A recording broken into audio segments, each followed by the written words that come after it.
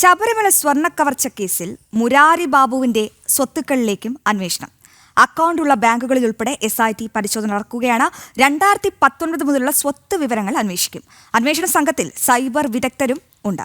ചങ്ങനാശ്ശേരിയിൽ ഉൾപ്പെടെയാണ് SIT പരിശോധന നടത്തുന്നത്. വിവരങ്ങളുമായി വീണ്ടും പ്രജിത്ത് ചേരുന്നുണ്ട്. പ്രജിത്ത്, നമുക്കറിയാം കേവലം ഒരു സെക്യൂരിറ്റി ഓഫീസറിൽ നിന്നും ശബരിമലയിലെ ചീഫ് എക്സിക്യൂട്ടീവ് ഓഫീസറായിട്ട് വളർന്ന ആ ഒരു മുരാരി ബാബുവിന്റെ വളർച്ച അത് ഏറെ ദുരൂഹമാണ്. എന്തായാലും ഈ സ്വത്ത് വിവരങ്ങളിലേക്ക് അന്വേഷണ സംഘം കടന്നു ചെല്ലുമ്പോൾ അതൊരു നിർണായക തെളിവായിട്ട് കിട്ടുമല്ലേ?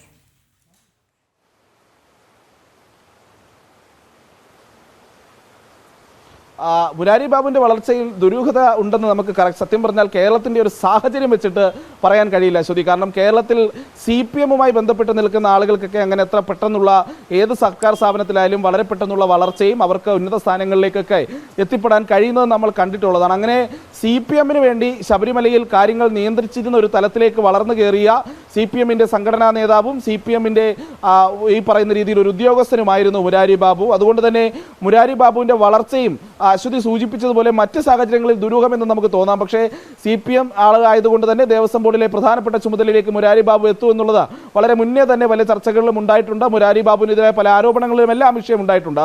ഇനി മറ്റൊരു വശം എന്ന് പറയുന്നത് മുരാരി ബാബുവുമായി ബന്ധപ്പെട്ട അന്വേഷണത്തിലേക്ക് വരുമ്പോൾ അന്വേഷണ സംഘം ഏറ്റവും പുതിയതായി അന്വേഷണ സംഘത്തിന്റെ ഒരു ടീം ഇപ്പോൾ ചങ്ങനാശ്ശേരി അടക്കമുള്ള പ്രദേശങ്ങളിൽ ബാങ്കുകളിലടക്കം പരിശോധന നടത്തുന്നുണ്ട് എന്നുള്ളതാണ് നമ്മൾ മനസ്സിലാക്കുന്നത്. ഇത് ഉന്നതമിടുന്നത് മുരാരി ബാബുവിന്റെ സ്വത്ത് വിവരങ്ങളിലേക്കുള്ള പരിശോധനയാണ്. 2019 ശേഷമുള്ള മുരാരി ബാബുവിന്റെ സ്വത്തിലെ വളർച്ചയടക്കമുള്ള കാര്യങ്ങളിൽ കൃത്യമായ വിവരങ്ങൾ കണ്ടെത്തുകയാണ് അന്വേഷണ സംഘത്തിന്റെ ലക്ഷ്യം.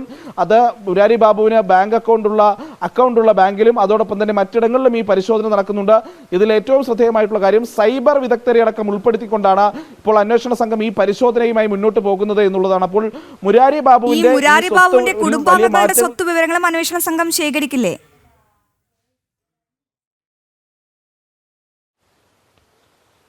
സ്വാഭാവികമായിട്ടും അത് ചെയ്യും. കാരണം കഴിഞ്ഞ ദിവസം തന്നെ അതുമായി ബന്ധപ്പെട്ട രേഖകളൊക്കെ അന്വേഷണ സംഘം ശേഖരിച്ചു തുടങ്ങിയിരുന്നു. അതിന്റെ തുടർച്ചയായാണ് ഇപ്പോൾ ബാങ്കുകളിൽ തന്നെ നേരിട്ടെത്തിയുള്ള പരിശോധനയും അദ്ദേഹത്തിന്റെ സ്വത്ത് വിവരങ്ങളുള്ള പരിശോധനയും നടക്കുന്നത്. കാരണം അദ്ദേഹത്തിന്റെ പേരിൽ മാത്രമാകില്ല. ഇപ്പോൾ ഒരു അനധികൃത സ്വത്ത് സമ്പാദനമാണെങ്കിൽ ഭാര്യയുടെയും അതുപോലെ തന്നെ മറ്റ് കുടുംബാംഗങ്ങളുടെയും ഒക്കെ പേരിൽ സ്വത്തുക്കൾ ശേഖരിക്കുന്നതും വസ്തുക്കൾ വാങ്ങിച്ചു കൂട്ടുന്നതും അക്കൗണ്ടുകൾ തുടങ്ങുന്നതും അങ്ങനെയുള്ള നടപടികളൊക്കെ സ്വാഭാവികമാണ്.